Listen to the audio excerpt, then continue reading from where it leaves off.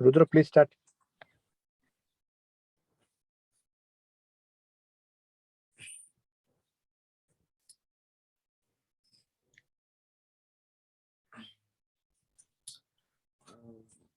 Welcome everyone to International Netaji Memorial Lecture Series organized by Center for Adivasi Research and Development, Odisha. In the 125th birth anniversary of Netaji Subhas Chandra Bose, Center for Adivasi Research and Development is going to organize another series of international talk series in the memory of one of our best freedom fighter, Netaji Subhas Chandra Bose, that we all know as a citizen of India and especially a citizen of Odia, Subhas Chandra Bose is played a very important role to the identity of Indian nationalism. So, as we all know, to precise the contribution of Netaji Subhas Chandra Bose towards India, so we all Indians are very much mobilized as an Indian to be a part of Subhas nation.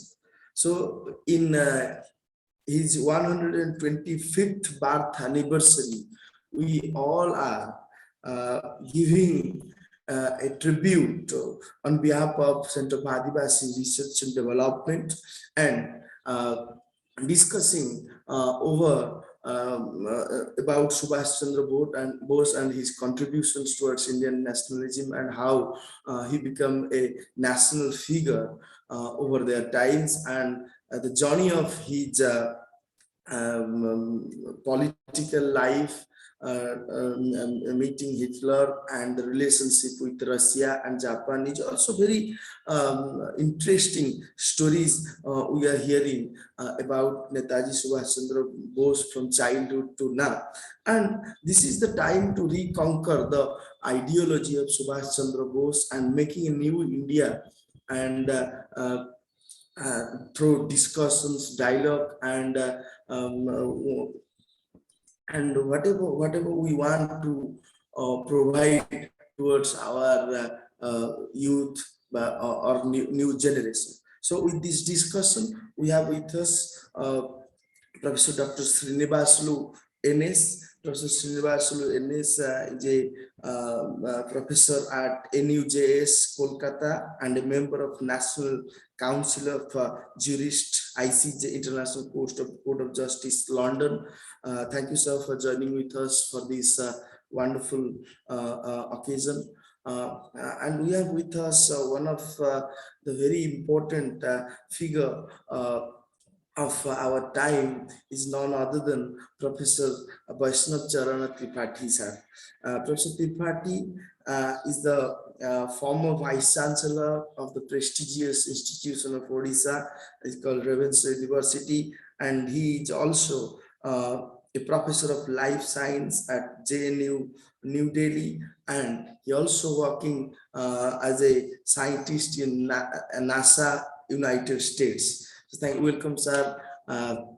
So before taking much time, I'd like to invite Professor Sreenivasulu to moderate and preside over the session. Thank you so much. Thank you, Rudra Narayan Das, the Executive Director of Center for Adivasi Research and Development. A very good evening to one and all, and my best wishes to one and all on the eve of 125th birth anniversary of the great Netaji Subhas Chandra Bose. Netaji Subhas Chandra Bose, being a national leader and also as an international figure, in his memory of, in the memory of this great personality, the Center for Adivasi Research and Development has planned for year-long program starting from today, that is 23rd January, till next January 23rd, that is 2023 January. Every month on the 23rd day, Center for Adivasi Research and Development is planning to host the lecture series in the memory of one of the greatest freedom fighters of our country, Netaji Subhas Chandra Bose. In Western countries, especially in UK and all, there is a practice of conferring the title Sir to respective great personalities. We all know that cricket legend Bradman is given that title. Not only the cricketers, the great leaders who have excelled in their own fields, there is a practice of conferment of such title. And in India, if you think in terms of who is eligible for such kind of conferment of title, the first name that comes to my mind is none other than Netaji Subhas Chandra Bose.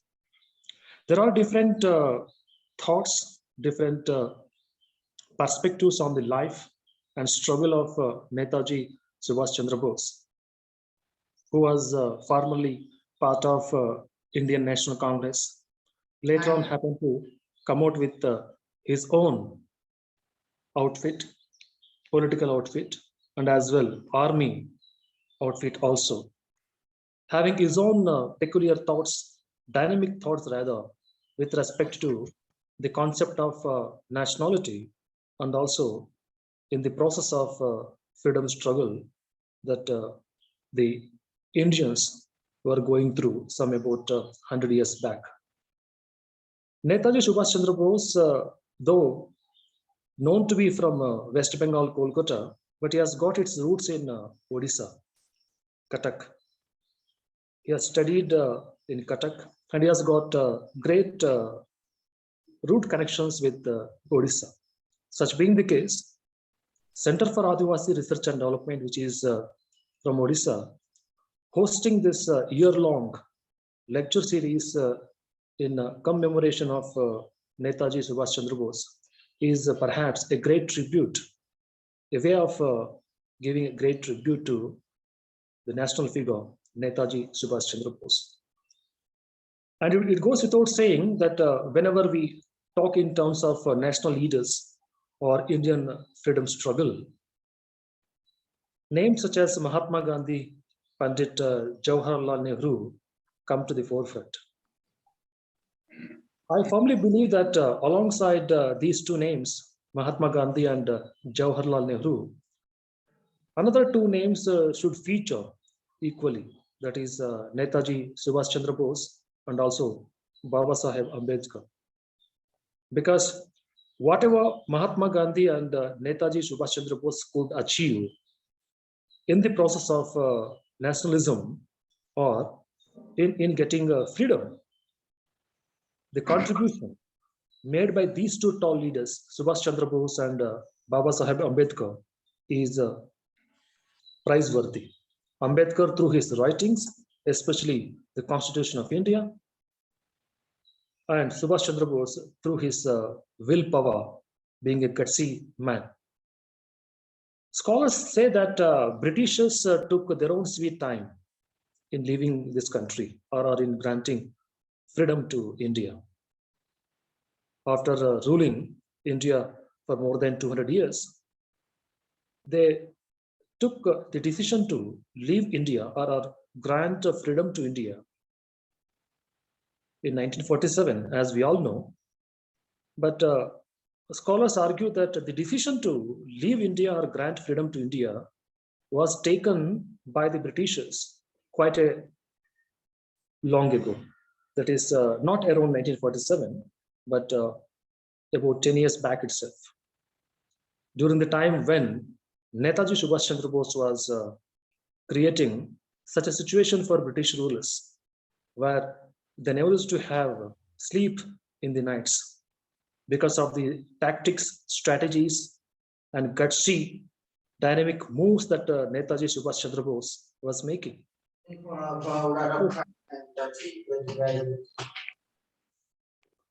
Of course, Netaji Subhas Chandra Bose was also part of the soft leaders league while he was in the Indian National Congress alongside Mahatma Gandhi, Pandit Nehru, and Sardar Vallabhbhai Patel. But after a while, he thought that being so very soft may not give the result.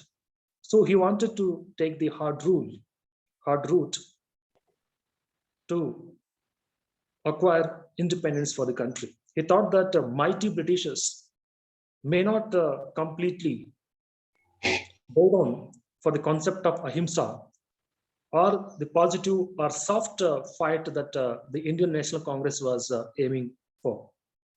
So he took himself off Congress and started thinking in terms of forming his own army to fight against Britishers. And Netaji is one among those leaders who were not happy with the Indian National Congress when they gave support to Britishers during the world wars. It could be First World War or Second World War. Because during that time, thousands of lakhs of Indian soldiers died fighting for Britishers who were actually spoiling the nation, looting the nation, and not giving the due to the people of this country. And of course, during 1999, 1919, when Britishers happened to come out with the British India Act for the purpose of acknowledging the contribution made by Indian leaders, or for that matter, to involve Indian leaders also in the governance of the country, which became feasible only in 1935 through another Government of India Act, aftermath of which the provincial governments in India got formulated: Madras province, Mumbai province, Kolkata province, Delhi province, and also Central province. So in 1937, from 1937 onwards, these provincial governments started to see Indians to become MLAs, ministers, or chief ministers. One example I can quote: see, Rajagopalachari happens to be the first chief minister that British people happened to recognize or give power to aftermath of 1935, Government of India Act.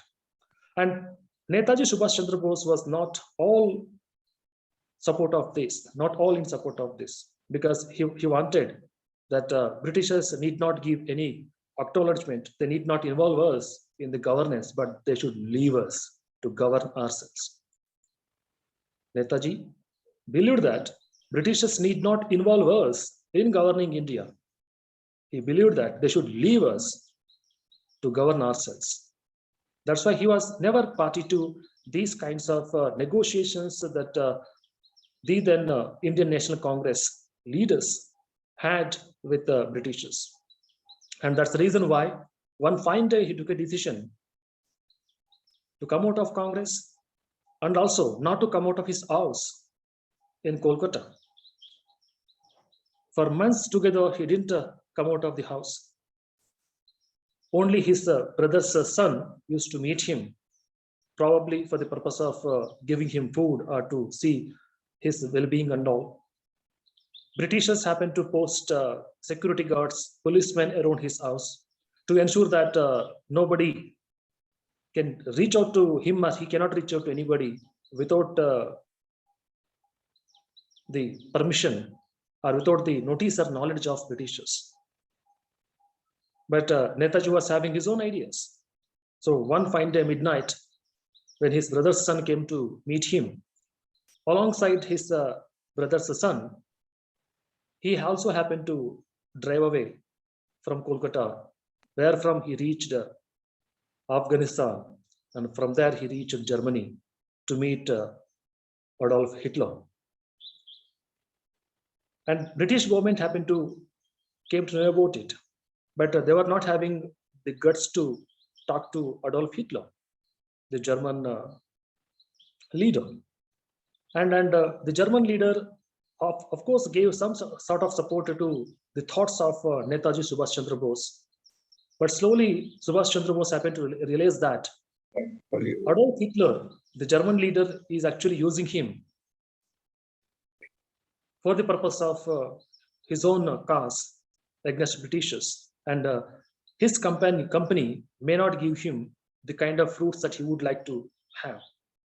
So he left Germany. Through Russia, he happened to reach Japan, and where he started, with the support of Japanese, he started Azad Hind Force. And his movements, when these things were taking place around 1940s, meeting a German leader, meeting Russian leaders, meeting Afghan leaders, and also forming Azad Hind Force in Japan, basically exclusively for the purpose of fighting against Britishers to throw them away from India. Scholars argue that at that particular point of time itself, early 1940s itself,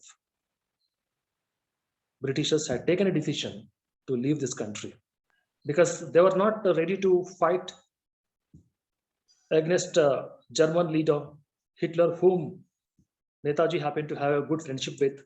They were not willing to fight against Russians, Japanese, with whom Netaji had very good bonding. And all these countries, surrounding countries, happened to give their support to Netaji Subhas Chandra Bose. So that created ripples in the British government. And during that time itself, they had taken a decision to leave this country. But the process got completed on August 15th, 1947. There may be different way of thoughts on this issue, when exactly Britishers happened to leave, when they took a decision, whether their decision to grant independence to this country is basically because of the soft fight leveled by Mahatma Gandhi and the League, or the kind of gutsy fight that Netaji happened to put forth, or Britishers, they had their own plans. So there may be different kinds of thoughts. The people may be having their own insights into the Indian history books, in particular history related to Indian freedom and Indian nationality. But nevertheless, it remains that Netaji happens to be one such gutsy, courageous leader who single-handedly stood against the mighty British government when there was nobody in India who was supporting him. That's the reason why he happened to flee to Afghanistan, Germany, Russia, and Japan. So across the globe, people gave him support. Big leaders like Hitler and all gave him support, but there was no support for him in India. Probably, if there would have been a support for him in India, we would have had the independence even before 1947. Nevertheless, what happened aftermath of the sad demise of Netaji Subhas Chandra Bose is known to everyone, and it is part of the history. And how he died, what are the reasons for his death, are still mystery in the Indian history. His kith and kin, his family members in Kolkata, they are still wondering about the factualities and eventualities of Netaji Subhas Chandra Bose's death. Few years back, when Mamata Banerjee government took charge in Kolkata, and while taking charge itself, there was a big promise made by them that they will bring all the related files, they will open all the related files with respect to Netaji Subhas Chandra Bose's death.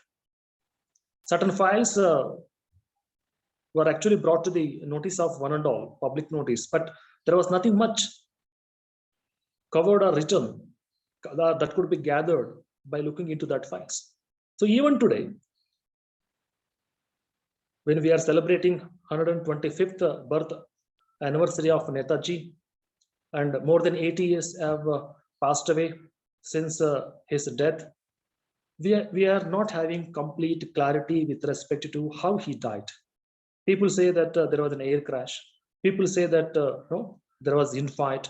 He was not well, whatever. different reasons why we are unable to keep track of our own leader, why we could not get proper information, we could not dig out the real information, realities with respect to what has happened during that time.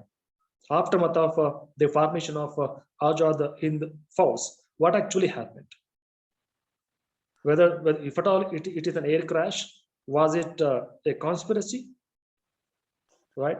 If that was a conspiracy by the British governments to kill him or to see him not to be alive, why did they leave us within 5 years or 5 to 6 years from the time of Netaji's death? Right? If they thought that Netaji is the only person who is actually a threat to them or their government, when he died, they could have continued. Why did they leave aftermath of that? Why did the people, the leaders in this country could not support him? Why is that the conferment of big titles like Bharat Ratna and all, huge amount of time was taken, not only for Netaji Subhas Chandra Bose, even for Dr. B.R. Ambedkar as well. Like Mahatma Gandhi, like Pandit Nehru, like Sardar Vallabhbhai Patel, Netaji is also one of the strongest leaders that country could ever see. He is an inspiration for one and all. His willpower, its gutsy attitude, his courage cannot be seconded by anybody. He single-handedly happened to fight against the British government when there was no single person in this country who was actually in support of him. He traveled across the globe and happened to fetch enough support for the cause of independent India. All that fight, all that gutsy attitude, courage that he built, that he happened to pass on to the Azad Hind Force army, all that was basically to get independent India. His slogans, as I mentioned earlier, we don't want British government to involve us in administering, in governing India. We want Britishers to leave us, to let ourselves govern India.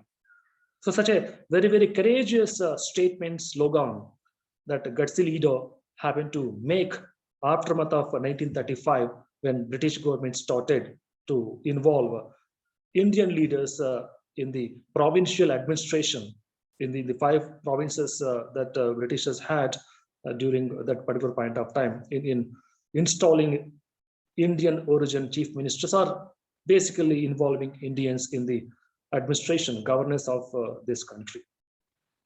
Nevertheless, on the eve of 125th birth anniversary of the great leader Netaji Subhas Chandra Bose, I would request one and all the real Indians to look at him for the purpose of the kind of sacrifice one can give to his or her motherland, the kind of courage one can have while fighting against odds,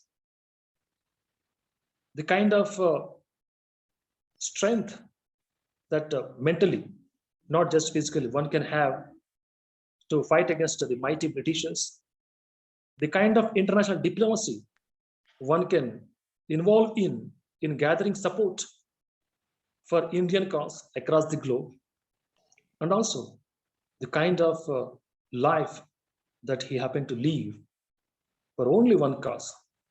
No compromise, no shortcuts, only thing that is freedom to this country or independent India. So at this outset, while congratulating the Center for Adivasi Research and Development, Cuttack, Odisha, for initiating this annual year-long birth anniversary memorial lecture series, and while thanking them also for having me today, this evening, to chair this particular session, where Professor Tripathy is also going to share his thoughts on the greatest leader, and also in the memory of Sri Netaji Subhas Chandra Bose. And once again, I thank the Center for Adivasi Research and Development for taking initiative in the way of memorial lecture of Netaji Subhas Chandra Bose. A big salute to Netaji Subhas Chandra Bose, and also for all those leaders who are part of the Indian freedom struggle. And I would urge historians to look back and look at the life of Netaji Subhas Chandra Bose. And sometimes I personally feel that Indian history is actually missing certain things. One among those certain things could be the detailed story of Netaji Subhas Chandra Bose. The actual contributions made by Netaji Subhas Chandra Bose are not completely penned down or not completely covered in the Indian history, especially Indian history related to freedom struggle. Thank you. Thank you, one and all.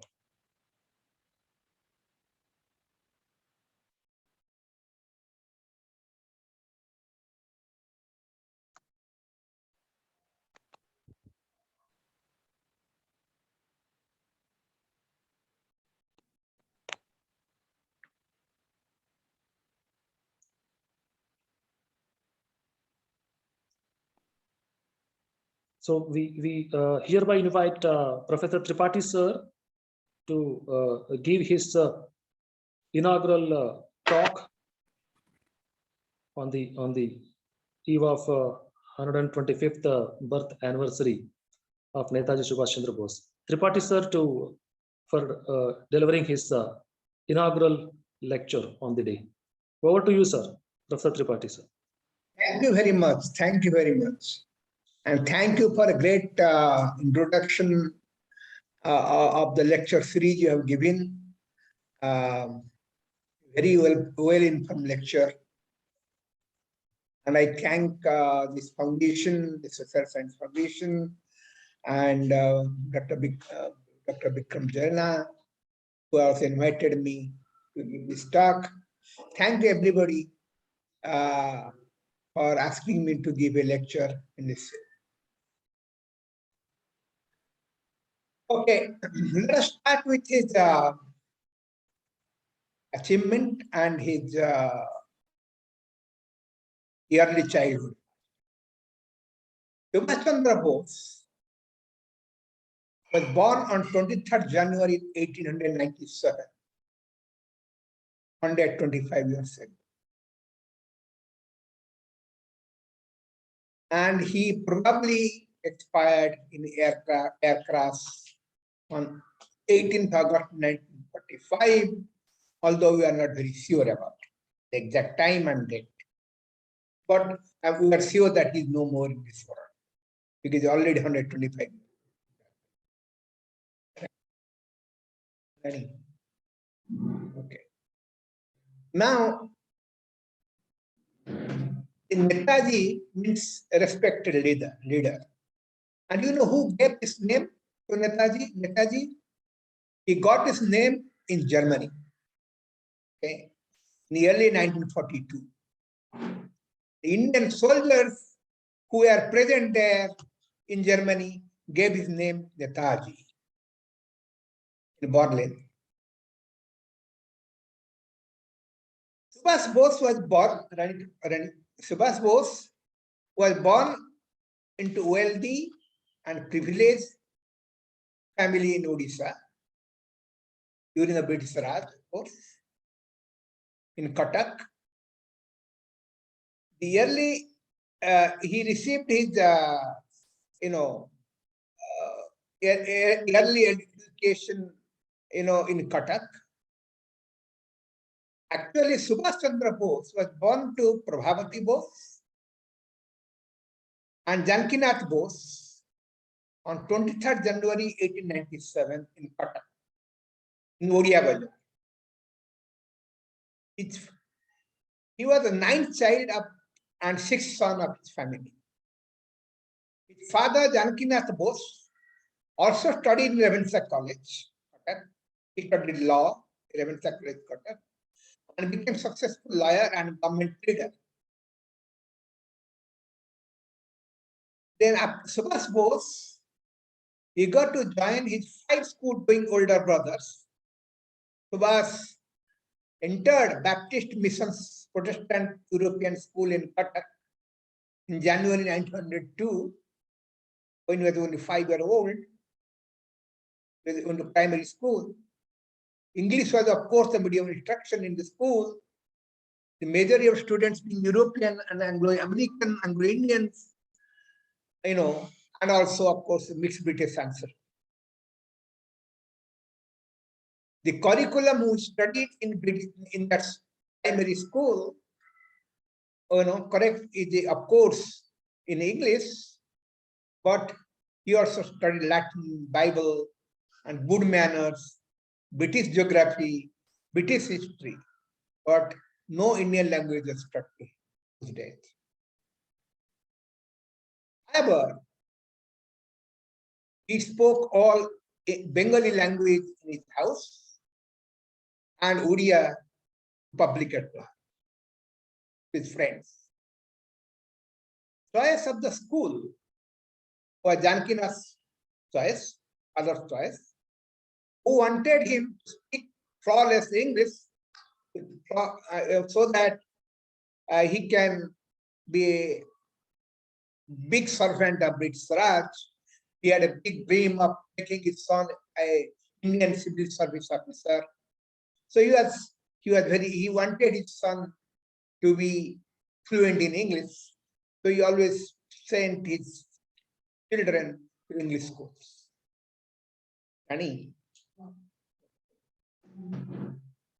At home, of course, although he was English, at home, his mother worshipped the Hindu goddess Durga and Kali, told stories from epics of Maharashtra and Ramayana. From her mother, Subhas imbibed nurturing spirit, looked for situations which to help in distress, preferring gardening around the house to joining sports with other boys in school and also in the family. His father, who was a rigid manner always, of course, was the great, champion of English literature. In 1909, after he came out of the primary school, 12-year-old Subhas Bose followed all his 5 brothers again and studied in Ravenshaw Collegiate School in Cuttack. So, although his Western education continued apace, he began to wear Indian clothes and engage in religious activities. Subhas was able to demonstrate an ability when needed to focus on his studies. And he succeeded in 1912. And in 1912, he secured second position, in a matriculation examination conducted by the University of Calcutta. So, you can see that he had very high rank, second position in University of Calcutta, in high school. Subhas Bose followed his 5 brothers again in 1913 after passing from Ravenshaw Collegiate School to Presidency College, Calcutta, the historic and traditional college of Bengal's upper caste, Hindu men. He chose to study philosophy. Subhas Bose's favorite brother was Chandra Bose. Chandra Bose, which will again talk about later, was his favorite brother. He used to communicate with him all the time. A lot of things we know today about Subhas Chandra Bose was through Chandra Bose. In February 1916, Bose was alleged to have masterminded participated in an incident in which he protested against an English professor who abused Indian students and made rude remarks against Indian culture. So these boys, some of the boys protested against him, although nothing happened to him. He was rusticated from the University of Calcutta and from Presidency College. Expelled from Presidency College, rusticated from University of Calcutta.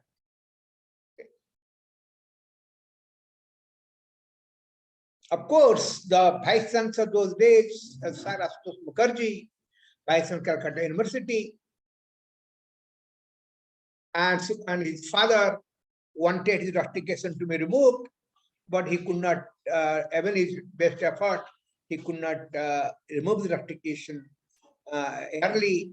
So he was only allowed to come back in 1917, and he was not allowed to join any more Presidency College, but he joined Scottish Church College and received his BA degree in 1919, first class honors in philosophy.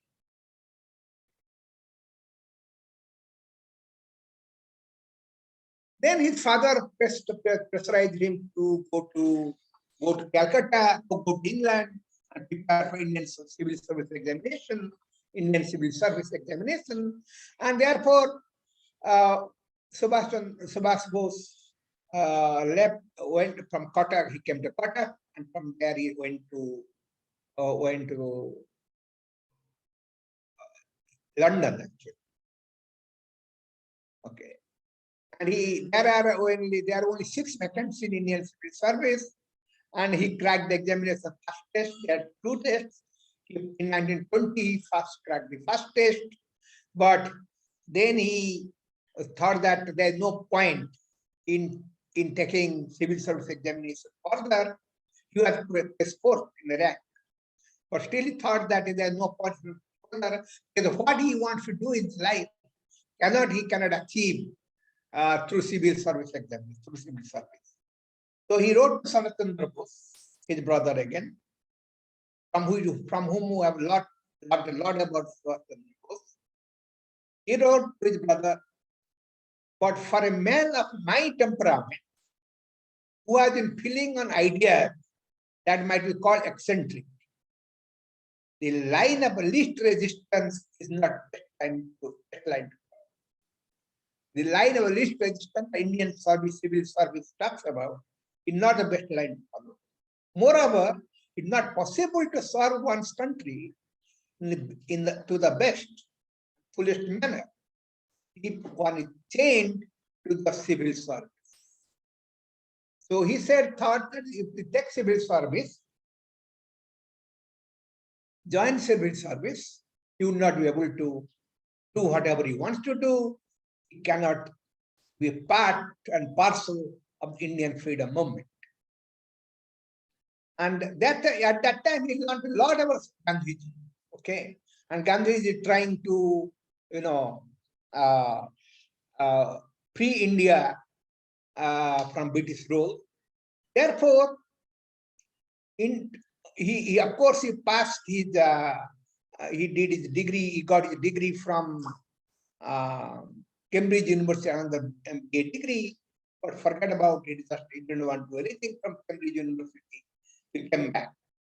So in April 1921, Subhas made his decision for not to take the final exams ICS, and wrote to Sir Chandra Bose informing his decision, and said, I'm very apologizing to my father.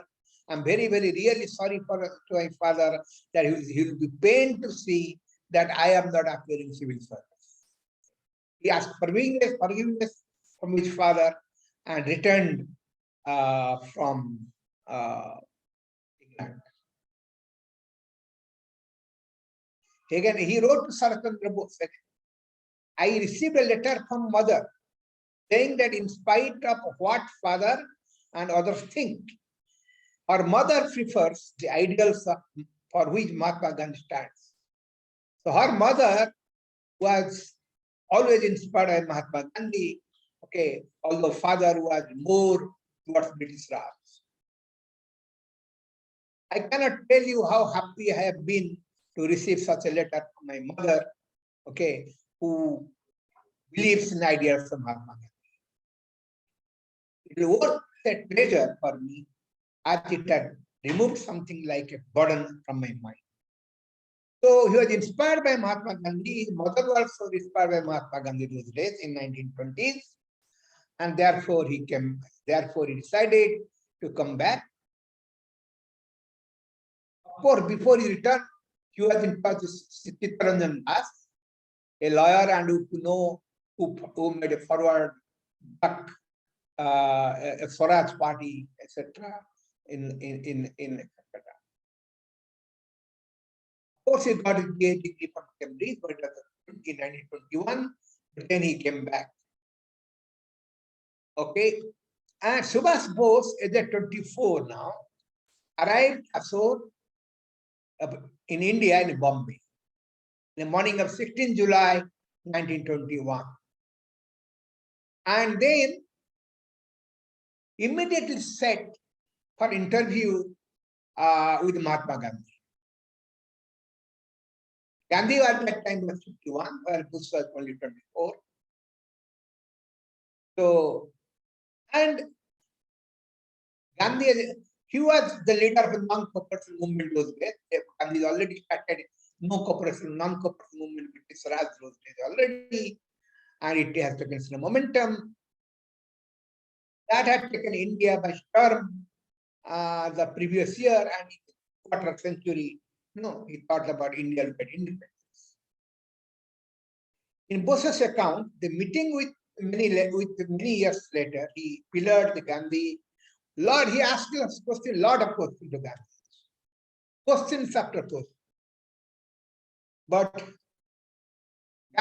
Bose was not satisfied with Gandhi's answers. He thought that Gandhi is not have not thought all his plans. How is he going to achieve independence? Gandhi and Bose, of course, differed in the first meeting itself on the question of means. On the question of means. Both of them envisioned complete independence, both Mahatma Gandhi and Subhas Bose. What means, how to achieve it, was different for Gandhi and Bose. Gandhi said always, we can achieve this only non-violent means, and non-violence is non-negotiable. We cannot take a path which is non-violent, and this principle is non-negotiable for Gandhi. Whereas, Bose thought that all means are acceptable to achieve this end.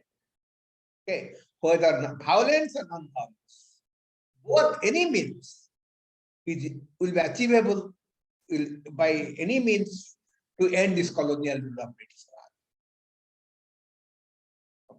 What means were the end was same, but means were different. Both Bose and Gandhi. From the very beginning, nothing new. Right from their first meeting, okay, when Bose came inspired by Gandhi to Bombay from England and met him first, it was different. And it is open. It is all open. According to historian Prof, Gandhi, however, said Bose, but Gandhi accepted Bose. Well, you are a young man.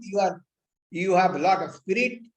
You can certainly inspire people, and we can always discuss the means later, whether how we to proceed and all that.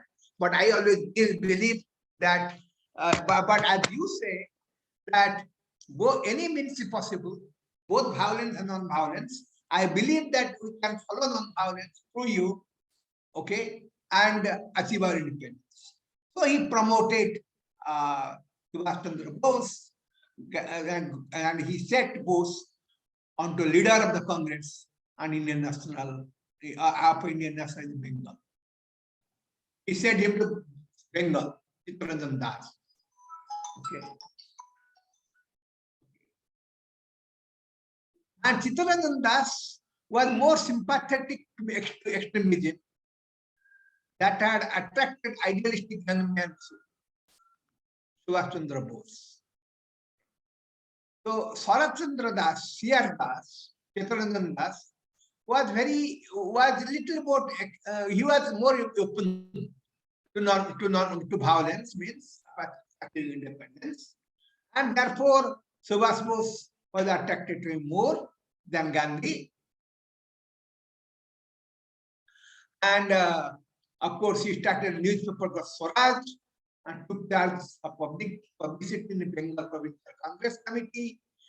His mentor Chittaranjan Das, who was a spokesperson and for aggressive nationalism in Bengal.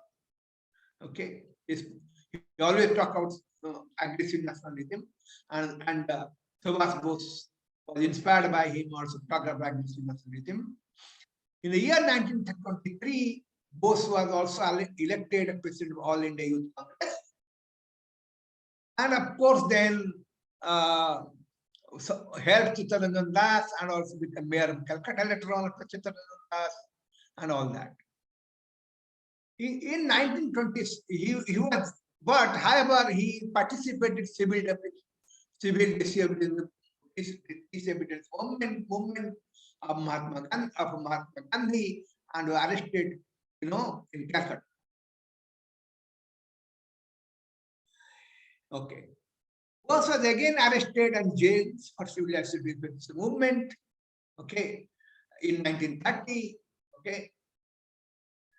During the mid-30s, Bose traveled to Europe, visiting Indian students, European politicians, and also met Mussolini. He observed. He actually traveled all over Europe. Okay, and he was talking about to many people about Indian struggle and how to achieve independence and all that. Okay. He saw communism in Russia, he saw fascism in Italy, Germany, and everywhere else. So, but out of all these, he was inspired by communism. He always thought of,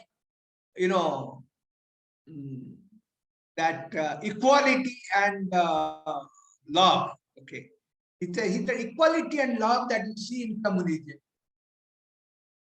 is not present in England, okay, or any other place in the world. So he was inspired a lot by Soviet system of government, and that was inspiration. But he saw that Soviet system, the communist system those days, was inefficient in production. So he said, if you can combine the equality and love of Russia and high productivity in Germany, then probably, and follow this in India, probably will achieve equality in socialism and simultaneously productive society, okay, where the nation will be rich in means of production will be hand of people, and people will be rich. Okay, and people will have equal money and also will be rich in the sense. Since country will have produced more, people will be rich. So that was there, and in 1938, Bose stated his opinion in Indian National Congress.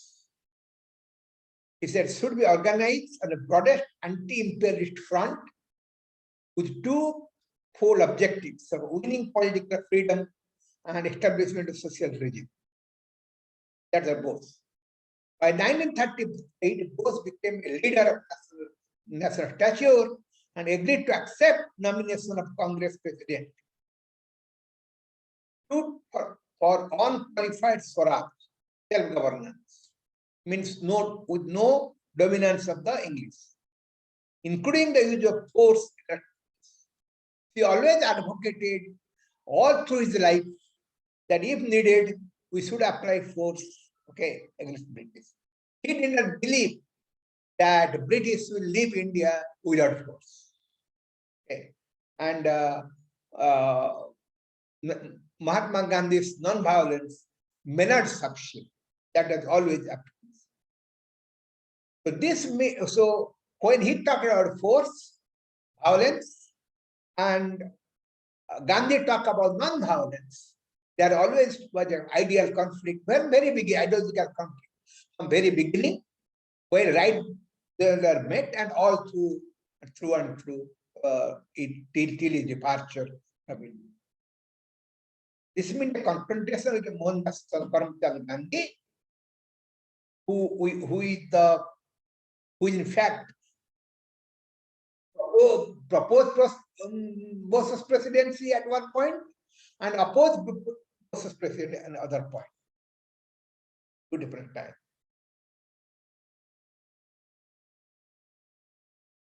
So then, of course, when Subhas Chandra Bose was heading to Madurai, they're all, I will not talk about so much detail, goes on and on and on.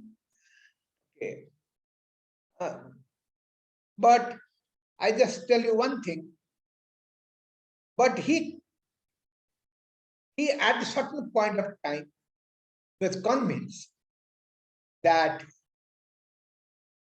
socialist socialism and social authoritarianism could be one of the lines in India could take. Okay.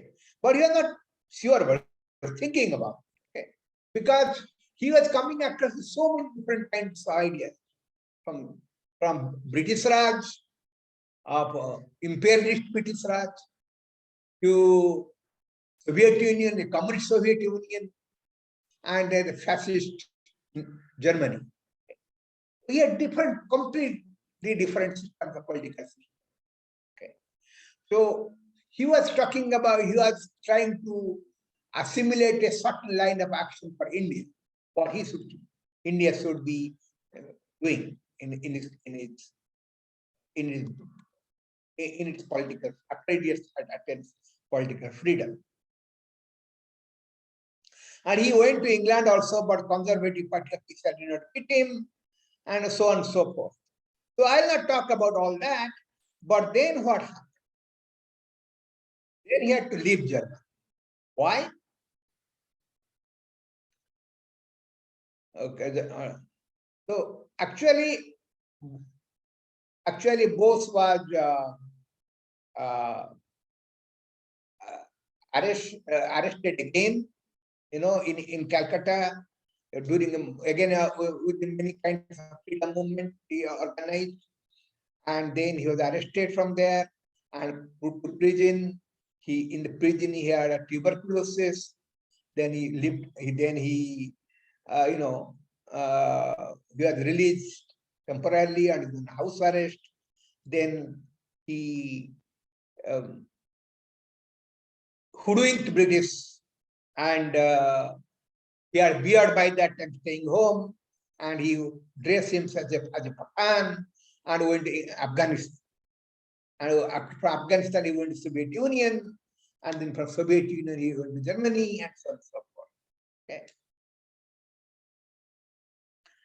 So, and Austria also, he visited Austria, Soviet Union, and many others, and also Germany.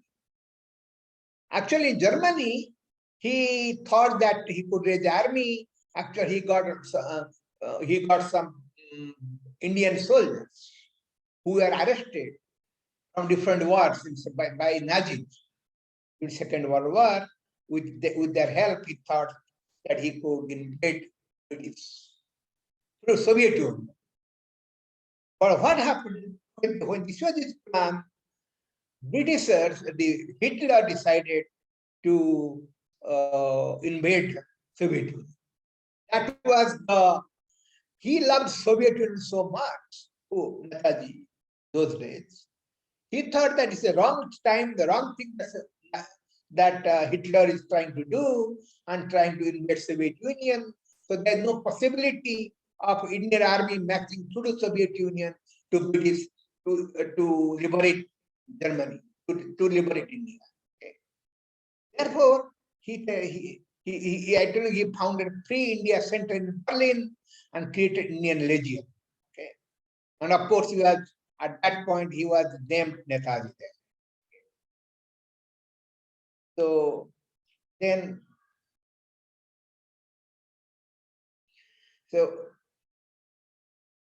so when in all 3,000 Indian soldiers He had 3,000 Indian prisoners of war, signed up for Free India Legion there in Germany.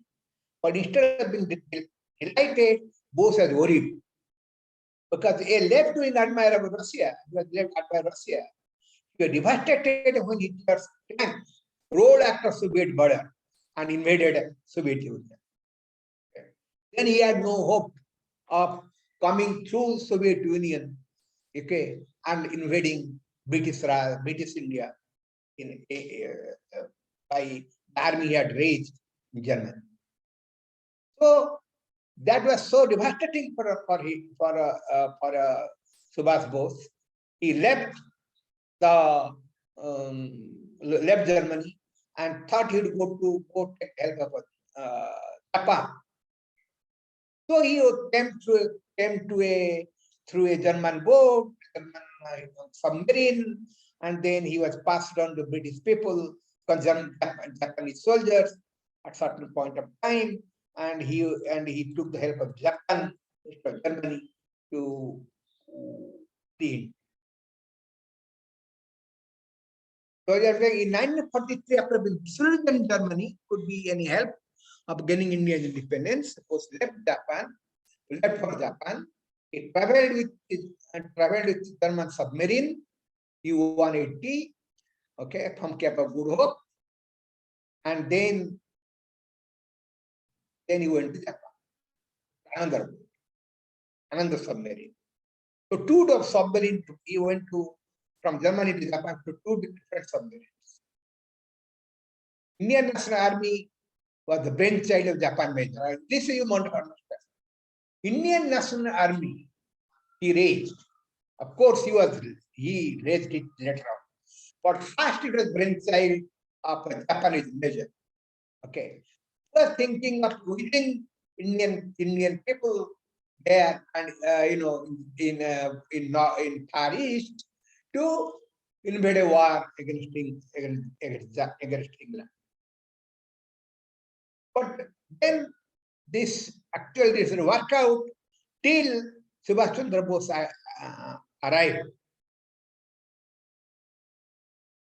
The idea of independence army was revived with the arrival of Subhas Chandra Bose in the Far East, 1943. In July, a meeting in Singapore of Raspberry Bose handed over control of organization of Indian National Army to Subhas Chandra Bose, and he was able to reorganize the fledgling army, organizing massive support among expatriates of Indian population in Southeast Asia, who lent their support by both enlisting Indian National Army as a financial response. And not only that, what he said, Bose said, you give me blood, I'll give you independence. There is stated, you give me blood, I'll give you independence. And not only that, remember, today we are saying that whether there will be women in Indian army, but Subhas Chandra Bose in 1943 created a women regiment in Indian army called Rani Jhansi Lakshmibai Regiment. Rani Jhansi Regiment. Okay. So, and Sehgal was the commander of that regiment. Sehgal. We to see up, INA. And he inspired, okay, their Indian National Army there, and actually did a big big leadership role, and actually the army became strong and strong with the help of Subhas Chandra Bose. But then we know INA first commitment was INA's first commitment was in Japanese thrust towards Eastern Indian frontiers in Manipur. INA Special Forces, the Bachur group were involved in operation behind enemy lines, both during diversionary attacks in Arkan, as well as Japanese thrust towards Impala and Kohima. So Japanese invaded in Impala and Kohima, Nagaland and Manipur. Okay, and in the Indian National Army led by Subhas Chandra Bose reached northeast, but in 1943. During the Operation 6 July 1944, in a speech broadcast by Azad Hind Radio from Singapore, you remember this, from Singapore, Subhas Chandra Bose said by Azad Hind Radio, what is saying? Bose addressed Mahatma Gandhi as the father of the nation and asked for his blessings and good wishes for the war he was fighting. This is the first time that Gandhi was referred by his speech in 1944. The protected Japanese attempts, of course, the protected Japanese attempts to win the win over the Raj, win British India, didn't work out.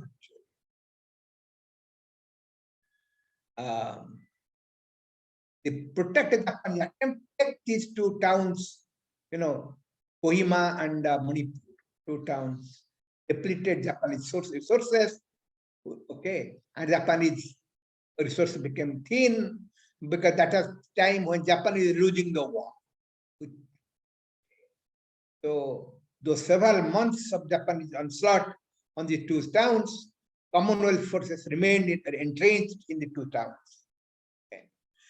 So Commonwealth forces, meaning Indian forces and other, and the British forces remained there. Commonwealth forces then counterattacked, inflicting serious losses on the Axis-led forces, who are then forced to retreat back into Burmese territory.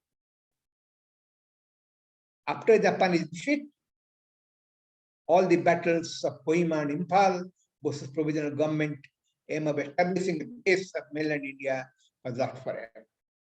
So when Japan got defeated by the Axis power, by the centrist power, then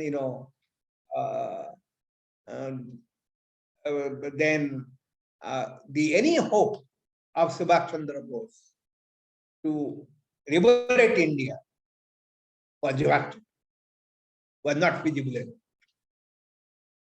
So, but still INA fought key battles against British Indian Army in Burmese territory, notable in many areas in Burmese territory. However, with the fall of Rangoon, Bose's government ceased to be an effective political entity. So therefore, a large proportion of INA troops surrendered under Colonel Lagannath, and then the remaining troops related to Bose also surrendered, later on in Malaysia and many other places, Thailand and all.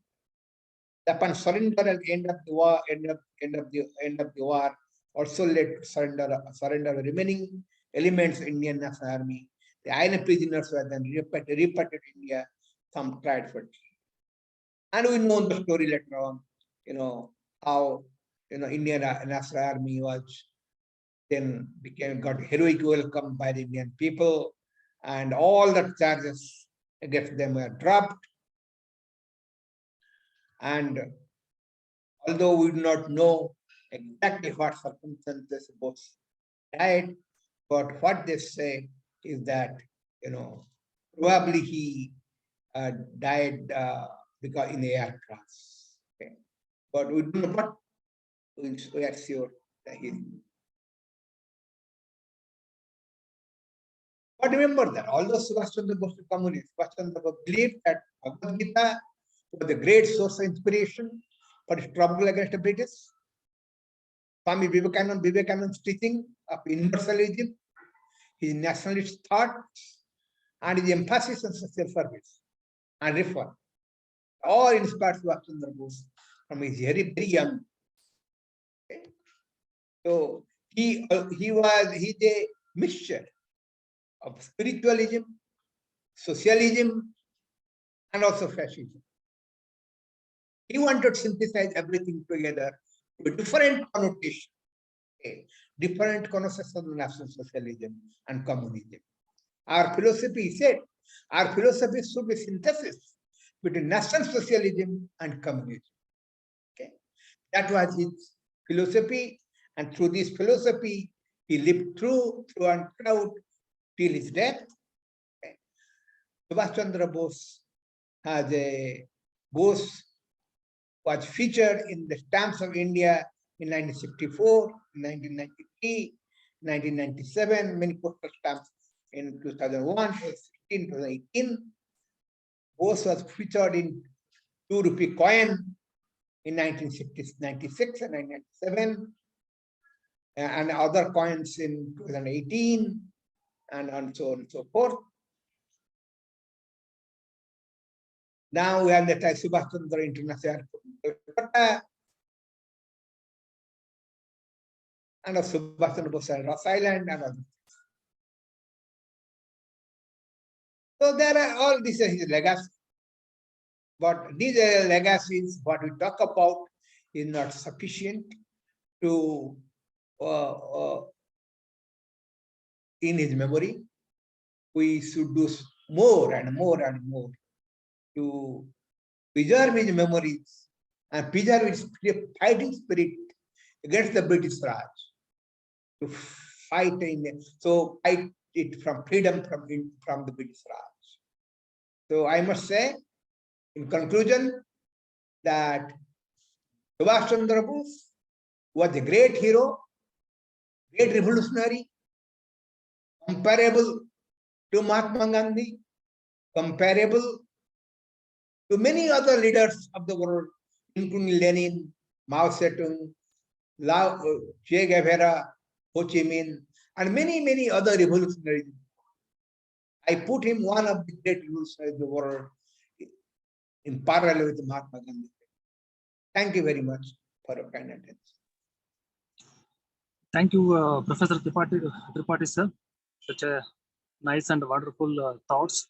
Of course, your vast knowledge and your vivid experience got demonstrated as well in talking about the great Netaji Subhas Chandra Bose. I completely agree with you on that point that he is comparable to none other than the Mahatma Gandhi himself. And as I also mentioned in my beginning remarks, that historians need to relook and review the Indian freedom movement's history to really recognize and show concern towards not only few, but all those tall leaders who have sacrificed their life for the freedom struggle, including Netaji Subhas Chandra Bose. Thank you, sir. Thank you very much for sparing your time for the Center for Adivasi Research and Development on the eve of 125th birth anniversary of great Netaji Subhas Chandra Bose.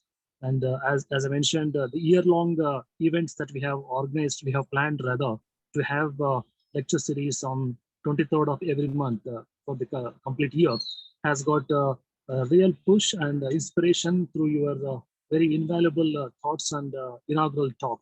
I thank you from the bottom of my heart, and also from on behalf of the Center for Adivasi Research and Development. It was a very learning experience with you, sir, and it was a great tribute to great Netaji Subhas Chandra Bose from your side and also from the side of the Center for Adivasi Research and Development. Thank you, sir. Thank you. Thank you very much. Thank you, sir. Over to you, Rudra. Rudra Narayan Raj. Thank you so much, Professor Sreenivasulu, for a wonderful session for today, and thank you so much, Professor Tripathy, for enlightening us about Netaji's vision and Netaji's contributions towards world history and world society, and especially for our Odia context. Thank you so much for joining us on this auspicious occasion of Netaji Jayanti, and enlighten our audiences. Thank you so much, sir. thank you so much, all the participants and the director, Dr. Vikram Kesri Jena, for their effort to creating all these activities and remembering our heroes on their birth anniversaries, and especially as Professor Sreenivasulu is said that in every month in 23rd we have to be organized this Netaji Memorial Series of international webinar with different personalities. And thank you so much for joining us. Thank you. Meeting is concluded.